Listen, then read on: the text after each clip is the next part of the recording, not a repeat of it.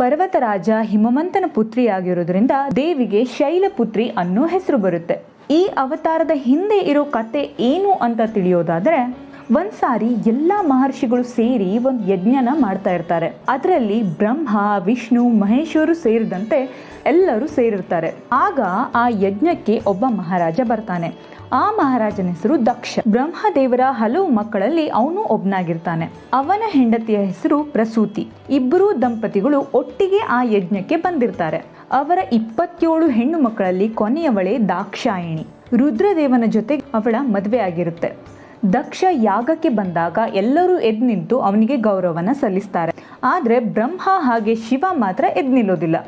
ಈಗ ತನ್ನನ್ನು ನೋಡಿ ತನಗೆ ಗೌರವ ಕೊಡಲಿಲ್ಲ ಅಂತ ದಕ್ಷನಿಗೆ ಶಿವನ ಮೇಲೆ ಕೋಪ ಬಂದ್ಬಿಡುತ್ತೆ. ಅವನು ಶಿವನನ್ನ ಕುರಿತು ತುಂಬಾ ಹೀಯಾಳಿಸಿ ಮಾತಾಡ್ತಾನೆ. ದುರಹಂಕಾರಿ, ಸ್ಮಶಾನವಾಸಿ, ದಿಗಂಬರ ಅಂತೆಲ್ಲ ನಿಂದಿಸ್ತಾನೆ. ಆದರೂ ರುದ್ರನ ಬಾಯಿಂದ ಒಂದು ಮಾತುಗಳು ಕೂಡ ಬರೋದಿಲ್ಲ. ಈ ಯಾಗದಲ್ಲಿ ಶಿವನಿಗೆ ಹವಿಸ್ಸು ಕೂಡ ಸಿಗದೆ ಹೋಗ್ಲಿ ಅಂತ ಶಾಪವನ್ನು ಕೂಡ ಕೊಟ್ಟು ಹೋಗ್ತಾನೆ. ಆದರೂ ಶಿವ ಏನೂ ಮಾತನಾಡದೆ ಕೈಲಾಸಕ್ಕೆ ಹಿಂದಿರುಗ್ತಾನೆ. ಇದರ ನಂತರದಿಂದ ದಕ್ಷ ಶಿವನ ಮೇಲೆ ಇನ್ನಷ್ಟು ಕೋಪವನ್ನು ಬೆಳೆಸ್ಕೊಳ್ತಾನೆ. ಇದನ್ನ ನೋಡಿ ಶಿವನ ನಂದಿ ದಕ್ಷನಿಗೆ ನಿನಗೆ ಕುರಿಯ ತಲೆ ಬರಲಿ ಅಂತ ಶಾಪನು ಕೂಡ ಕೊಡ್ತಾನೆ. ಸ್ವಲ್ಪ ದಿನ ಕಳೆದ ಮೇಲೆ ದಕ್ಷ ಒಂದು ಯಾಗನ ಮಾಡಬೇಕು ಅಂತ ನಿರ್ಧಾರ ಮಾಡ್ತಾನೆ. ಇಲ್ಲಿ ಯಾಗದ ಉದ್ದೇಶ ಶಿವನನ್ನ ಅವಮಾನಿಸೋದೇ ಆಗಿರುತ್ತೆ. ಯಾಗಕ್ಕೆ ಅವನು ಎಲ್ಲ ಋಷಿ ಮುನಿಗಳನ್ನ, ತನ್ನ ಮಕ್ಕಳನ್ನ, ಅಳಿಯಂದಿರನ್ನ ಎಲ್ಲರನ್ನು ಕರೀತಾನೆ. ದಾಕ್ಷಾಯಿಣಿ ಹಾಗೆ ಶಿವನೊಬ್ಬನನ್ನ ಬಿಟ್ಟು. ಈ ಯಾಗದ ವಿಷಯ ತಿಳಿದು ದಾಕ್ಷಾಯಿಣಿಗೆ ತಾನೂ ತವರಿಗೆ ಹೋಗ್ಬೇಕು, ತನ್ನವ್ರನ್ನೆಲ್ಲ ಭೇಟಿ ಆಗಬೇಕು ಅನ್ನೋ ಆಸೆ ಹುಟ್ಟುತ್ತೆ. ಆಗ ಅವಳು ಅನುಮತಿಗಾಗಿ ತನ್ನ ಗಂಡ ಶಿವನನ್ನ ಕೇಳ್ತಾಳೆ.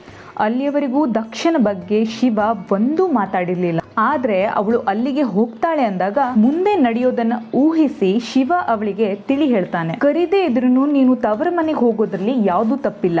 ಆದ್ರೆ ದಕ್ಷನಿಗೆ ನನ್ನ ಮೇಲೆ ತುಂಬಾ ಕೋಪ ಹಾಗೆ ದ್ವೇಷ ಇದೆ. ಇದರ ಪರಿಣಾಮ ನಿನ್ ಮೇಲೂ ಕೂಡ ಆಗ್ಬೋದು. ನನ್ನನ್ನು ದ್ವೇಷಿಸಿದ ದಕ್ಷ ನಿನ್ನನ್ನು ಕೂಡ ದ್ವೇಷಿಸದೇ ಇರೋಕೆ ಸಾಧ್ಯನೇ ಇಲ್ಲ. ಅವರ ಚುಚ್ಚು ಮಾತುಗಳಿಂದ ನಿನಗೆ ನೋವಾಗ್ಬೋದು. ಹಾಗಾಗಿ ನೀನು ಅಲ್ಲಿಗೆ ಹೋಗದೆ ಇದ್ರೇನೆ ಒಳ್ಳೇದು ಅಂತ ಹೇಳ್ತಾರೆ. ಆದರೂ ದಾಕ್ಷಾಯಿಣಿ ಅದನ್ನೆಲ್ಲ ಲೆಕ್ಕಿಸದೆ ಯಾಗಕ್ಕೆ ಹೋಗ್ತಾಳೆ. ಆಗ ಅಲ್ಲಿಗೆ ಬಂದಿರೋ ದಾಕ್ಷಾಯಿಣಿನ ಕಂಡು ಎಲ್ಲರೂ ಮಾತನಾಡಿಸ್ಬೇಕು ಅಂದ್ಕೊಂಡ್ರು ದಕ್ಷನ ಭಯದಿಂದ ಯಾರೂ ಮಾತಾಡ್ಸೋಕ್ಕೆ ಬರಲ್ಲ. ದಾಕ್ಷಾಯಿಣಿ ತಾನೇ ಮುಂದೆ ಹೋಗಿ ದಕ್ಷನನ್ನ ಮಾತಾಡ್ಸೋಕೆ ಪ್ರಯತ್ನ ಪಡ್ತಾಳೆ. ಆದರೆ ದಕ್ಷ ಅವಳ ಕಡೆ ತಿರ್ಗೂನು ನೋಡೋದಿಲ್ಲ. ಇದರಿಂದ ದಾಕ್ಷಾಯಿಣಿ ತುಂಬಾ ಕೋಪಗೊಳ್ತಾಳೆ. ತನ್ನ ಗಂಡನ ಮಾತನ್ನ ಧಿಕ್ಕರಿಸಿ ಬಂದಿದ್ದಕ್ಕಾಗಿ ತುಂಬಾನೇ ನೋವು ಪಟ್ಕೊಳ್ತಾಳೆ. ನಿನ್ನ ತಂದೆ ಅಂತ ಕರೆಯೋಕ್ಕೂ ನನಗೆ ಮನ್ಸಾಗ್ತಾ ಇಲ್ಲ. ಸೃಷ್ಟಿ ಸ್ಥಿತಿ ಲಯಕ್ಕೆ ಕಾರಣನಾದ ಶಿವ ಇಲ್ದಿರೋ ಈ ಯಾಗನೂ ಒಂದು ಯಾಗ. ನನ್ನ ಪತಿಗೆ ಅವಮಾನ ಆಗಿರೋ ಜಾಗದಲ್ಲಿ ನಾನು ಒಂದು ಕ್ಷಣ ಕೂಡ ನಿಲ್ಲಲ್ಲ. ಆದರೆ ನನ್ನ ಕೈಲಾಸಕ್ಕೂ ಹೋಗೋದಿಲ್ಲ ಅಂತ ಹೇಳಿ ಯಜ್ಞಕುಂಡಕ್ಕೆ ಹಾರ್ಬಿಡ್ತಾಳೆ. ಆಗ ಅಲ್ಲಿ ಪ್ರಾಣವನ್ನು ಕಳೆದುಕೊಂಡ ಸತಿ ಮುಂದಿನ ಜನ್ಮದಲ್ಲಿ ಹಿಮವಂತನ ಮಗಳಾಗಿ ದೇವಿಯ ಮೊದಲ ಅವತಾರವಾದ ಶೈಲಪುತ್ರಿಯಾಗಿ ಜನಿಸ್ತಾಳೆ. ನಮ್ಮೊಳಗಿನ ದ್ವೇಷ, ಅಸೂಯೆಯನ್ನು ತೊಡೆದು ಹಾಕಿ ಶಾಂತಿನ ಸ್ಥಾಪಿಸಬೇಕು ಅನ್ನೋದು ಇದರ ಉದ್ದೇಶ ಅಂತ ದೇವಿಯ ಕೃಪೆ ನಿಮ್ಮೇಲೆ ಸದಾ ಇರಲಿ ಅಂತ ಆಶಿಸ್ತಾ ಈ ವಿಡಿಯೋನ ಮುಗಿಸ್ತಾ ಇದ್ದೀನಿ. ನನ್ನ ಚಾನಲ್ಗೆ ನೀವೇನಾದರೂ ಹೊಸಬರಾಗಿದ್ದರೆ ದಯವಿಟ್ಟು ಸಬ್ಸ್ಕ್ರೈಬ್ ಮಾಡೋದನ್ನು ಮರಿಬೇಡಿ. ಹಾಗೆ ಲೈಕ್, ಶೇರ್ ಹಾಗೆ ಕಮೆಂಟ್ ಮಾಡೋದನ್ನು ಕೂಡ ಮರಿಬೇಡಿ.